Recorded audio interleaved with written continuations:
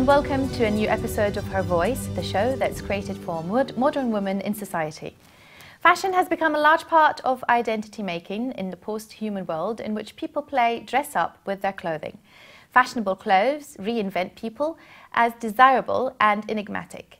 We care about what we wear a great deal because our culture emphasizes an outward appearance. You may not be chasing fashion, but you can't be indifferent because fashion is inherent in our culture and people are always impressed by those who know the taste of trendiest trends. Our appearance depends on what we are wrapped in. Fashion is about our social status, success, individualism, and good taste. In today's show, we will be looking at how fashion has evolved over the years in the Middle East with the introduction of Euro-American trends and fashion designs that's invaded the wardrobes of women across the region. We will be talking to young female designers that have managed to combine the fusion of the Middle East with the modern Western themes to produce successful labels in fashion, perfumery, and jewellery. But before I introduce my guests, let's watch this video. Over the last decade, a new generation of designers has emerged to reshape the Middle East fashion scene. The fashion and clothing of women in the Middle East represents an evolution of historical and political change and a mixture of influences that has enriched and modernized its diverse cultures and produced a custom of dress, both progressive and yet true to its traditional design identities. Although distinct fashions can be traced back to particular regions, the overall effect is a vast collection of clothing traditions adapted and adjusted to new social orders, local climates, and activities. Women from the Middle East have become the world's biggest buyers of haute couture fashion. Their social calendars create a much bigger demand for couture than the occasional charity ball and high society party in Europe and in North America.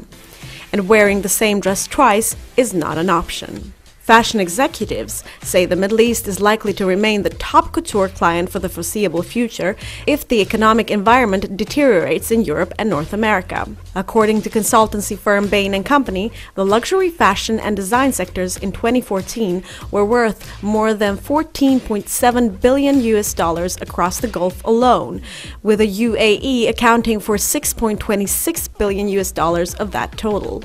But this trend is changing, with the rise of new Middle Eastern, African, and Asian designers that recognize the economic advantage that could be derived from serving not only the rich, but of middle-class ones as well. A new generation of women designers have emerged who proclaim themselves more able than their male counterparts in coming up with new designs that are in tune with the latest fashion. Middle Eastern fashion designers have become regular attendees of international fashion shows and fairs, where they get the latest information on styles, fabrics, and colors, and gain inspiration for their own garments. They then adapt Euro-American trends to the tastes of their clientele, where most of the new styles they develop are characterized by cross-cultural fusion of Middle Eastern and Euro-American trends. Talented fashion designers like El Saab and Zuhair Murad are proving there is creativity beyond the fashion capitals of the world that stems from the Middle East.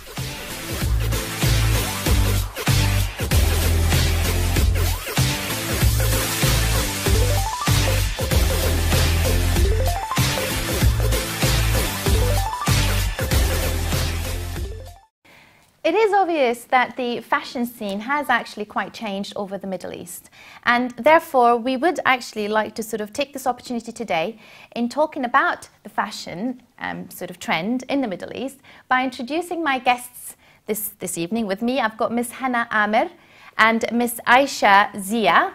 Hannah is actually a costume and theatrical designer, and Aisha Zia, she's the CEO and founder of Aisha Zia Perfume. Welcome to the show, girls. It's lovely to see you and joining me here. Hannah, how would you describe the actual fashion industry in the Middle East in terms of the costumes and designs? It's definitely booming in terms of both fashion and costume combining. Like they both complement each other, obviously. A lot of fashion designers take their inspiration from costume, and obviously costume is a representation of what we wear as people in the street. So they definitely do inform one another, and in the Middle East it's quite an exotic location for the Western world. So people do definitely, designers do take in account the idea of exoticism and otherness when looking at inspirations from derived from the Middle East themselves, especially period costumes from like you can look back, there's the harem pants, for example. This was a Middle Eastern inspiration for a lot of designers lately. Fantastic. The dramatic change in the fashion culture and the trends in the Middle East, how did it happen? How did it come about? Obviously, the political situation and the socioeconomic situation recently has been fluctuating in the Middle East, and it's almost certain you can see the uncertainty and the turmoil that's happening within the Middle East being portrayed in the diversity and the very extreme difference in what people are wearing. You have people who are becoming more conservative. That's right. And at the same time you have people who are becoming more open and more Western in the way they dress. And the gap is actually getting bigger and bigger, It's which is quite amazing, you know. And do you think that has anything to do with the influence from the Euro-American styles that are actually invading now the Middle East, and it's changing the concepts of design and fashion? Definitely, definitely. I think you have to take into account the psychological element here when we're looking at people and we're observing their actions and the way they dress and their appearance. A lot of Middle Eastern people take it as a form of escapism. Right. Looking abroad at, like, I know, the American dream in the past, and now Yes. it's still there. Yes. So it's a way of compensating or kind of moving on, a way of making things seem better and focusing on different aspects of life other than the political situations. Well, I've got Aisha now. Aisha, I met you at the Kaftan Festival in Westfield, London. And what intrigued me about yourself is the fact that you've actually created your own perfume, which we have right here with us, and which is sort of, you know, somebody, you know, at your young age, and you know, you just probably started off. How did you come about in designing something like this, and where did this idea come from?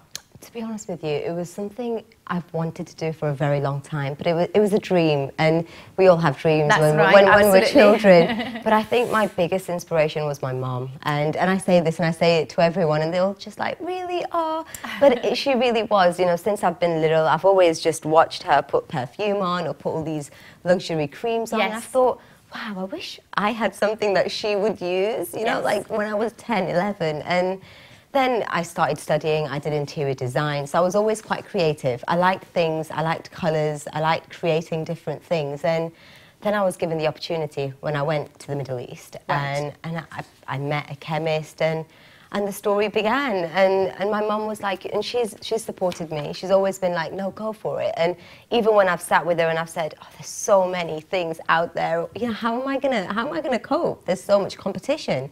She goes, no, you don't need to think like that. You just be yourself. And I spent ages like creating the blends, and you know, and I've tried to make them as unique as possible. Yes. And yeah, so that's been the journey so far. Did you face any challenges though by obviously venturing out in a sort of a something like that? I have to say, yes, I did. It wasn't straightforward. It wasn't something that you can just go pick up and make, you know. There's a lot of legality, especially when you're bringing it to the UK. And because oud is quite a strong oil-based perfume, it's not so easy to sell an oud perfume here as it would be to sell it in the Middle East. So if I was to sell my product in let's just say Dubai, for example, it would be a lot easier for me. But bringing it here and selling it in stores, there's a lot, you know, they have to be a certain amount of percentage, and you know, it's a lot of legal terms, which I would bore you if I sat here and explained to you. Yes, but I think I'm getting over all the difficulties, and I'm just getting to enjoy it a little bit. That's because I've done all the groundwork, and I've based the foundations. I've made the foundations quite strong, and I just want to build on it now. You know? Well, can you describe to our viewers the perfume? I mean, perfume itself. We've got obviously there's two samples here. Okay, what kind are they? one of them is called Iram. That's actually my niece. Oh, so right. her name is Iram. So I wanted to make it quite personal, and she's a complete little sweetheart. So she's like, oh, you know, you're going to make it mine. And now I've got all the other kids like, okay, when are you going to make it for us? And that is just a really sweet, it's got oud in it, but it's very floral, and people in the UK, so again, I've used oud, which is quite Middle Eastern, but I've still made it quite Western, because I want to kind of target it to people that are just ordinary people that will be able to buy it. Yes. Whereas oud, which is just, it's called the oud, so it's quite strong. It is very strong, yes. But now, I mean, this is the craziest part, is now oud is becoming so popular in our market, Yes. in the UK. Like, everyone knows about it. And for me, I just remember as a child, oud was something you'd see in Middle East. You wouldn't even know about it That's here. good, yes. So that's pretty nice. And oud, I've gone for more of like a stronger smell. It's got dehnal oud in it, so it's quite strong. It stays on your body for absolutely That's ages. true. I've noticed when I've used it, it was quite strong actually, to the extent that Yes. even when I was sleeping and then, you You know, could in smell the it. evening, I could still smell it, you know, on my hands. And no, it's a beautiful, beautiful fragrance. Well, but we will glad you be like it. talking more about your lovely product. We did actually, like I said, we did meet you at the Kaftan Festival, and the Kaftan Festival did host many female fashion and jewellery designers from the Middle East that Levant TV has managed to catch up with and ask how they started their fashion label and who was their inspiration. So let's see what they had to say. I started my business about 10 years back as a hobby, being a housewife. It was from home and a few exhibitions at home. And 3 years back, I met a stylist from London Fashion Week who was really impressed with my collection. And that's how I went into London Fashion Week in 2013. And that's when I decided to form a limited company. I got some celebrities as well, liked my collection, and I was in the magazine, local magazine. And that's it. I'm here promoting my brand in Westfield today. I started my business from very few pieces, and it was basically friends and family who wanted to just order one off, and then they wanted to see more colors. And I increased my 2-3 pieces to 10 pieces, to an exhibition once to twice a year. And I don't know how, but then the collection and the idea started developing, the concept started to take forms, and it just landed up in a big collection today. If someone wants to set up a business, I don't think it's very hard in today's time. I mean, I didn't even know today I would be here standing with a limited company. It's just if you have an interest and if you have a will to do it, I think it takes its own path, and you can achieve whatever you want to. I believe in there's one life and there's only one chance you have to fulfill your dreams, and that has to be today and now. Being that it's only been 6 weeks that I've had the business going, I've had the pleasure of being at Top Drawer in Olympia and releasing and launching the label there, and at Savira for women of Arabic origin or Muslim women of London and England. That was only last weekend. And now to be here today with the Kaftan Expo at Westfield Shopping Centre is fantastic. Anyone who wanted to start up their own business, I'd say if you've got an affinity for it and a feel for it. I used to be in fashion some 25 years ago before I had my daughter. But to go back into it is just wonderful. If you have a feel for it, you have good joy, go for it, enjoy it. I'm working from in the morning till the evening and absolutely loving it. I'm Aniza from Indonesia, and I start my business is from one month ago. I design for my hobby, and it is all about the passion. I love it, and it is my passion. Like my hobbies, it's all. I will join my fashion show in another country, and I will to bring all to my design. And my design is it's different. It's like a bling and a glamour and a kaftan or abaya in another country. It is lovely, actually. There's so much, you know, sort of different designs there that quite visually are beautiful. Aisha, I wanted to ask you this. If everyone had a hobby or craft or passion for something, say in art, jewellery, whatever, would they become fashion designers? I mean, wouldn't we all become fashion designers? I just believe in one thing. If I said this actually just the other day, if you have a passion or if you have a dream, there is nothing that should stop you. You should just look forward, not look back, because there's competition, there's going to be people that are going to pull you down, and sometimes it's the closest people, your friends, you know. It's crazy how many friends you actually lose whilst you're trying to do this, and when you've made it, they're like, oh my God, it's great, you know? But it's good. You just have to look forward and you have to think you're going to do it. Because if you think you can, then you most probably will. Hannah, what's the criteria to become a leading fashion designer, do you think?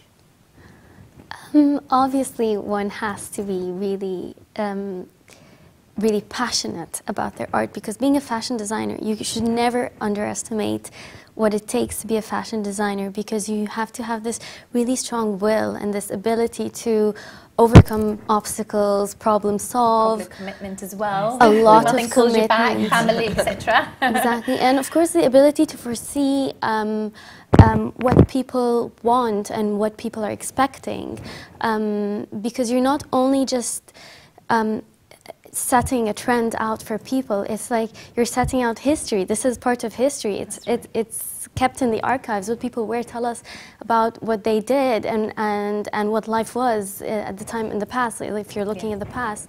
So it's a great responsibility, and a fashion designer should be as innovative as they can be, but at the same time have a lot of, almost be like an anthropologist at the same time, yes, and yes. a psychologist. And a psychologist, that's a good one, yes, put it together. But Aisha, why perfume? Why not bags, clothes, jewellery? No, what's better than smelling good? I don't know, maybe it's something that I love. I love perfumes. You should see my collection. I think that makes two of us.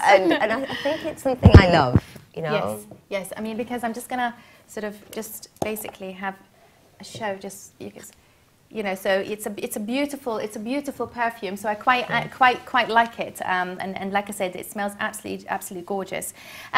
What is your brand's philosophy? I mean, we're talking about sort of, you know, this perfume. What's your brand's philosophy, Aisha Zia? Well, it's my name, and I feel like when I was doing the whole packaging, and I wanted to keep it quite simple. I didn't want to keep it too colourful, so we've gone for kind of like really basic colours. The tassel, just, I don't know, it's just a feel. I love tassels, you know, and even when I was doing it, the person that was designing the bottle for me, he goes, tassel, are you sure? I was like, please, just do it. And he goes, tassel? I was like, don't ask me again, you know, it's what I want. And I've just given it, it's all me, you know, all of it, every part of it. From the writing to the back, to the way the black and the gold is, it's just, I think it just, if you knew me, you'd know that's something I would create. That's you. know? That's you. Yeah. Hanan, why is it that the Middle East has got the highest percentage of women who purchase sort of designer goods in comparison to their female counterparts in the West? And that's something that's actually we've put into our VT, you know, our video as well, that we've actually managed to get a proper statistic, you know, about the fact that, you know, women in the Middle East are by far much more sort of into designer labels than the West. Why is that? Well, of course, even without looking at statistics, you can tell that Middle Eastern women are very glamorous, and even just walking into, even just Oxford Street, I'm not saying bigger, bigger department stores, you would see a lot of Middle Eastern women. I think it's a cultural thing, as well as the fact that women in the Middle East, it's part of the culture not to really be working. So so the woman devotes a lot of her time to other activities, and one of them is going shopping and taking care of oneself, which is quite interesting considering a lot of Middle Eastern women are veiled, but they do take care of themselves really well. And this is opposing the Western idea of women being oppressed. In fact, no, if you're a Middle Eastern woman, you would tell the West, Yes. no, we're not being oppressed. On the contrary, Yes, that's true. You see a woman wearing a abaya. Like I used to live in Saudi Arabia, and I go there a lot, and it's really interesting. I see women wearing abaya, but then buying all these fashionable clothes, and I do hear a lot of comments from people from the West asking me here in the UK, why are they buying all these colorful, beautiful clothes if they're not going to show them off to the world? And I always tell them it's not fashion, it's not showing yourself off to the world, it's feeling good about yourself as well. It is feeling good about yourself, and also, obviously through a bit of research as well about this topic, quite a lot of them have these important parties and functions that they tend to go to, Exactly. which sort of is a very, very vital part of their lifestyle to show off, you know, what new sort of, you know, designer label they've got on, or what fashion designer that they're wearing, and that is something that happens to be the norm over back there. So it's incredible how they lead their lifestyles. But again, you know, if you're talking about fashion, what about the actual sort of designs themselves? I mean, you're talking about abayas. Abayas are very beautiful, you know, they're very long and flowy, and they tend to be worn outdoors as well, and as indoors. What about the actual designs of the costumes in terms of the films and the filmmaking and you know theatre and stuff? Because I know that that's different. You know, traditional costumes are completely different from what they tend to be wearing in movies and theatre. So, you know, how does that compare? I mean, what's that like? In the Middle East, it's quite different to the Western world in terms of costume.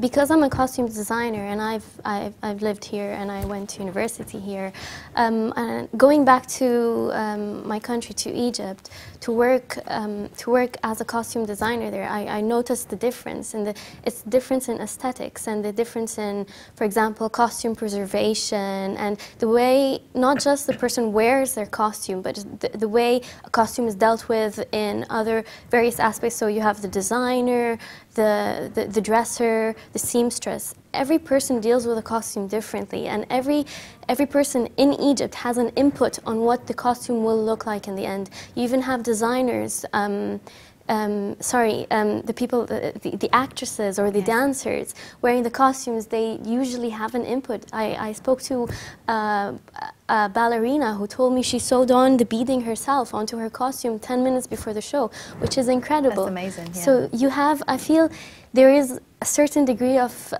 this elaborate personal element in Middle Eastern costumes that's not available in the Western. Whilst the Western could look more sophisticated on screen, I do feel there is a lot of other like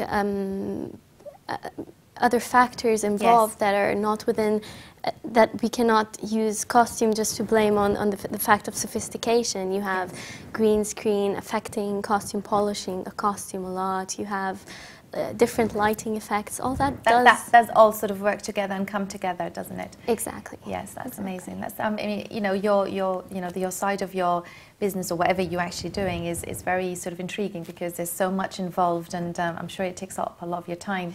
Aisha, perfume, does it complement a woman?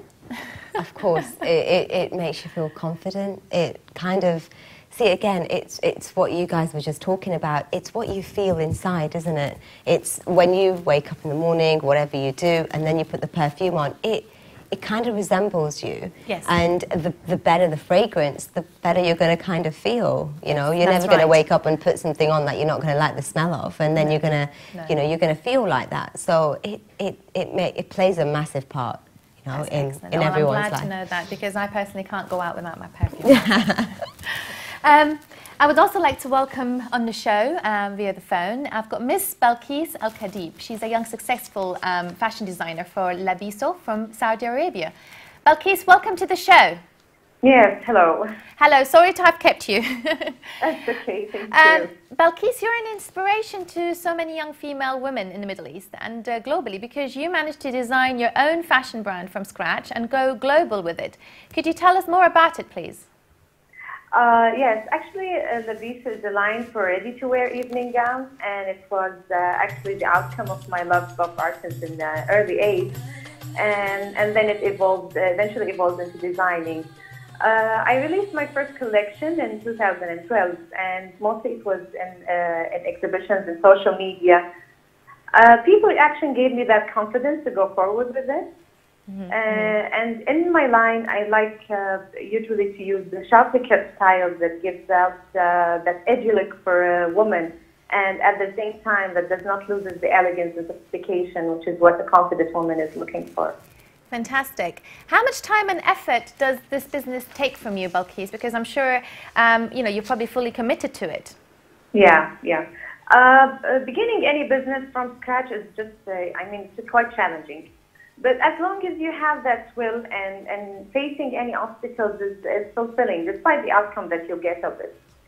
Actually, I try to dedicate as much time as I have into it, and usually it shows with the designs, the details, choosing the colors and fabrics to give each design its own character. And can you actually describe the woman that wears your clothes? What kind of woman is she? I will say it's kind of an elegant woman who likes to be a bit edgy. Right. So it's usually like, you know, that bold and edginess, and every woman will come out with my designs. I see. Hannah, who's my studio guest, in what way has the actual theatrical film and cinema managed to portray these elegant, sort of edgy designs into the sort of, you know, the costume business within the actual film and industry? Because you can see the actual designs, they're so beautiful, they're so flowy. So how has that come about? It definitely does show, especially with the colors and the fine embroidery. It's taken up a notch in the film industry. You always have to exaggerate and emphasize things, and like you see those beautiful embroidered designs and the flowy fabrics are giving this extra oomph to them in the film industry. And you'll see a lot of the time, especially in dance scenes in the film, where you see the slow motion and the fabric moving, which is what we've just seen with the design on the catwalk there. It's so beautiful, isn't it? Balkis, who's your fashion icon that you get all your ideas from? I would say I'm actually fascinated with the work of a lot of international designers, such as Zuhair Murad, Alexander McQueen, and Marchesa. They have this weirdness in their designs that is like it gives the design a different look. That's true. I can say that what inspires me is not limited. I also like the ornaments of the Victorian and Baroque area. That decorative art is usually is the key to my what I use in my design. I see. And what should we be expecting from your new collection, Balkis? Well, actually, I'm looking forward for the collection of the summer, SF 2015, which will be released in about a few months from now. Fantastic. Fantastic. And also I hear the good news as well today. It's a big day for you, so I do wish things go well for you today. Yes, they are going until now. Well done, well done. Well, congratulations, congratulations. It's so lovely for you giving us your time and you know, speaking with us today. Thank you so much. It's lovely talking to you. For introducing me today. Thank you. You're welcome. Thank you. Bye-bye. Bye-bye. Aisha, like you said, your perfume has actually got quite a strong scent of oud and wood. How did you actually start experimenting and putting these things together? Because I can imagine you with a lab coat sitting in a lab, you know, putting bits and pieces together and then trying to think, okay, does that smell right or not? No, it is actually really complicated. I had to meet a chemist because I'm not trained to work in a lab by myself because I don't have that kind of qualification. So you have to be supervised, and they sign like a disclosure form that they're not allowed to, you know, completely see what the ingredients are. But see, I was quite lucky because he was one of my dad's very good friends. So when we were there, I was mixing everything wrong. I was like, I want rose with amber, and he goes, no. And he helped me. I have to give him credit for that. But I had a specific smell that I wanted. You know, I didn't want something too sweet, and I didn't want something too strong. So finding that balance, it was hard, and it took time. You know, my first fragrance took ages. Like Iram, I spent a lot of time on that. Where oud just came because of the first one. Yes. So. Hannah, how do you think that there's a surplus of fashion designers in the Middle East, or is it just the beginning of a trend? I think there's just the right amount right now, and the more we have, the more they add to the table of designs and inspiration, because the Middle East in itself is a world on its own. Yeah. So if you see the ratio of Middle Eastern designers to Westerns, definitely there is a boom now. We're coming closer to the number of Westerns, but we're still not quite there yet, which is, I think it's a positive sign. It shows how in the Middle East, we are exposing ourselves to art, and we're allowing art and culture to penetrate our the thought that only subjects like more serious scientific subjects are what is valid in society. So we're giving importance, we're giving credibility to art, because fashion is a form of art. Yes. So we're giving fashion designers this opportunity to express themselves through fabric, through colors, textiles, designs. Aisha, how would you actually describe your personal aesthetic, and where do you see yourself in the future? That's a good question. I would like to say that I want to be in all the high street brands. It's going to take time, but we've had good conversations, and it is looking promising. So, I mean, I've done like a 6-month plan. I don't want to sit. I had my PR person, and she's like, let's do a 12-month. And I was like, no, let's just look 6 months, and then we'll plan the other 6 months. Yes. And I want to increase the product line as well, because I get so many people that are like, oh my God, when's the 3rd one coming out? so inshallah, I mean, I think probably right now just focus on letting people enjoy these 2, and then possibly in the next 6 months take another 2 out, and then by the end of the year be stocked in one of the big high street brands. We've all got it set out, yes. Which is excellent. And what about you, Hannah? Have you got any plans for the future? Yes, I was just telling Aisha I would like to, I'm in the process of opening up my own haute couture brand, which is midway between fashion industry and costume. So, and I wanted to cater for the Middle East and for a certain conservative society that requires like party dresses that are very elegant, but at the same time conservative and elaborate. Fantastic. I do wish you best of luck. I do have a VT which I would like to sort of show, and it basically sort of sums up what we've actually been talking about in terms of the fashion designers. So we will follow through with this VT that sums up what we've just been talking about today in today's show.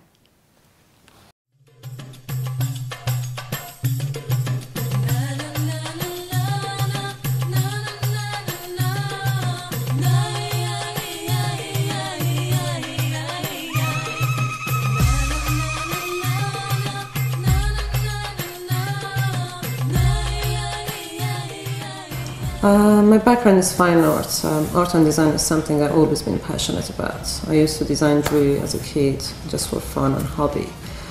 I think I was 26 when I decided to study jewellery at Central St. Martin College of Art and Design in London. So the whole thing started professionally from there. Both culture have a huge influence and impact on my work, and it's a great advantage because I use it to benefit my work, and I think I have better understanding of both culture when it comes to designing jewelry.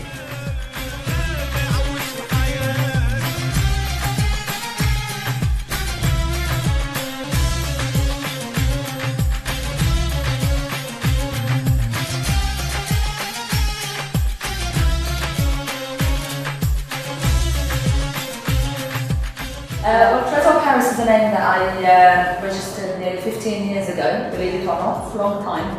But about 4 or 5 years ago, we started using the concept of making nice jewellery. Yes, you do get influenced by people around you, and coming together from very similar backgrounds, I think it helps to create something special.